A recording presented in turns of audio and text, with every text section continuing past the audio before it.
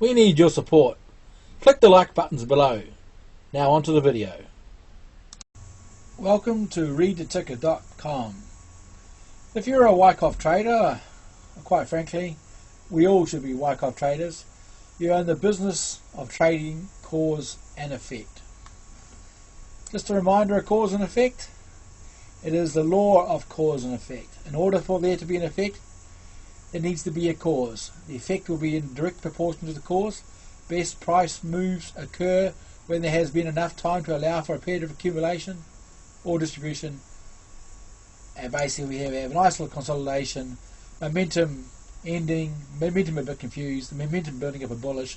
Then we have an effect which represents the power built up in the cause. I mean, we get a cause up here for distribution. In longer term trends, like we've seen the last 10 years, cause, effect, cause, effect, cause, effect.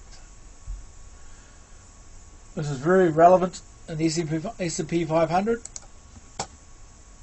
Here's the SP 500. Excuse me. Cause, cause, cause, cause. And obviously the effect, the effect, the effect. So here we've had, quite frankly, four massive causes and the relative effect, all having a proportional reaction to their cause. So the effect and the cause have been proportion and working well. So every Wyckoff investor has enjoyed a 10-year stock market bull. But what we have to now consider is failure.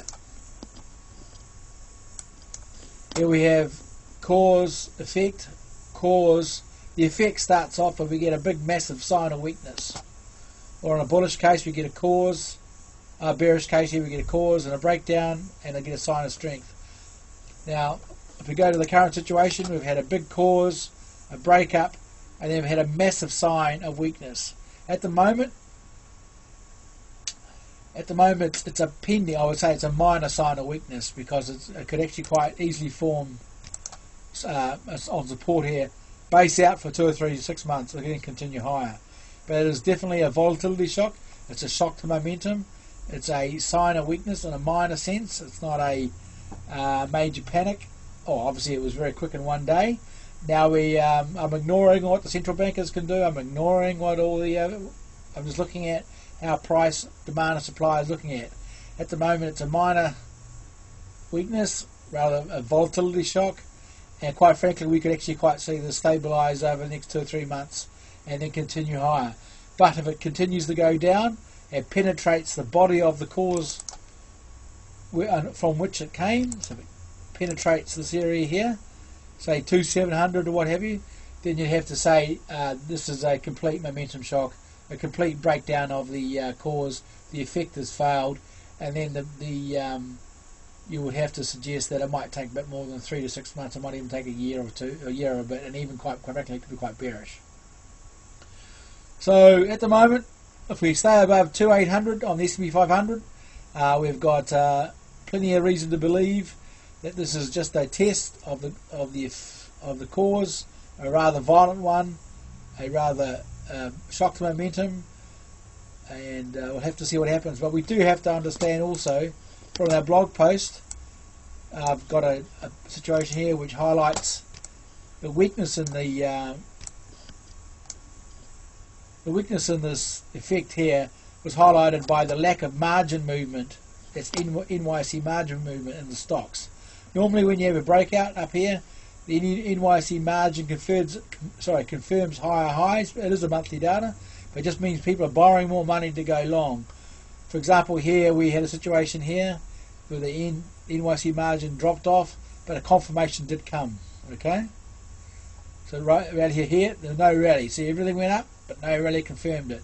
So what we really want to do is let it base out, and we want to see NYC margin pick up and have confidence that this is up, move to higher prices, because the divergence in the past have led to a bit of a slump.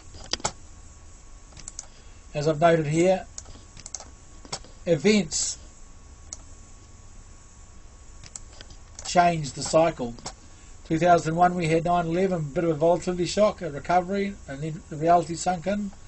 And 2007 we had a nice big rally, you know, obviously rally up to here. Bear Stearns, now the belief of the AAA paper didn't mean anything, a bit of a recovery, but then the reality sunk in. Now we've got this market up here, we've got this C19 virus, and the concern over supply chains, and the concern over single source of supply chains. That means everything's coming out of China, so there's no diversification.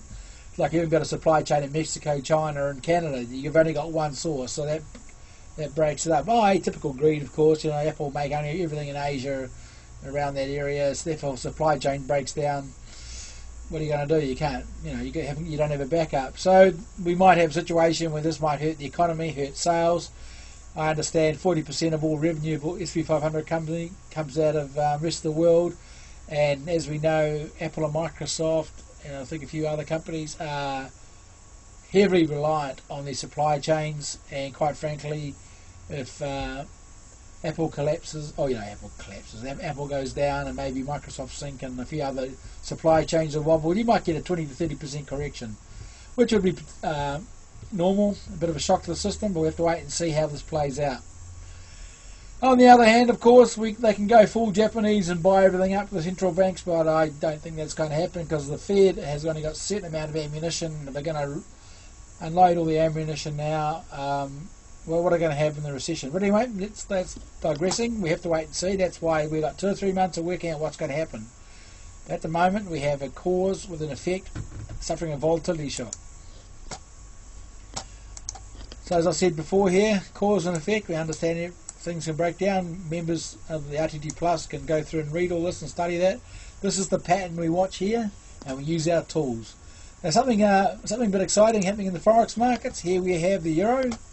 As you can see here, we've got a bit of a large cause building up here, right? The strength up here, basing down there.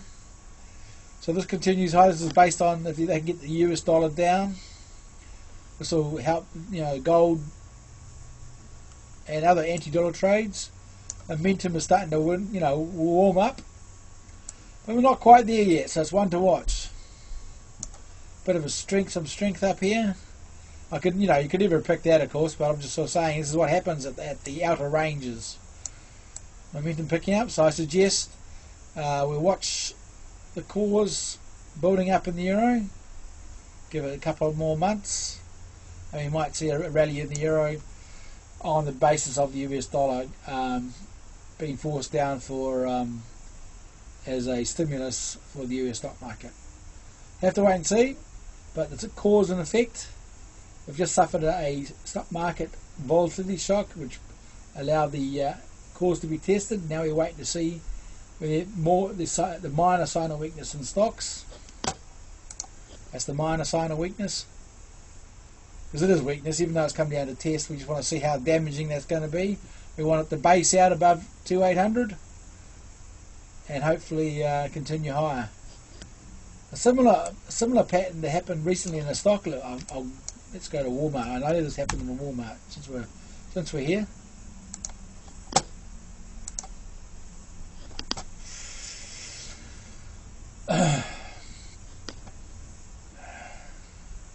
Come on. Here we go. The reason why it takes so long to load up, I've got about 15 charts on this page. Here we had a rally up. Alright. Here's our cause. Boom, boom. Bit of a cause, breakout, and a real punch back down to test it again. Okay, so it does happen. Exciting breakout, cause, huge test of that area. So long as it holds above the dotted line, as with the SP500, it may continue higher. So now we just have to see how the momentum shock is absorbed. Thanks for watching.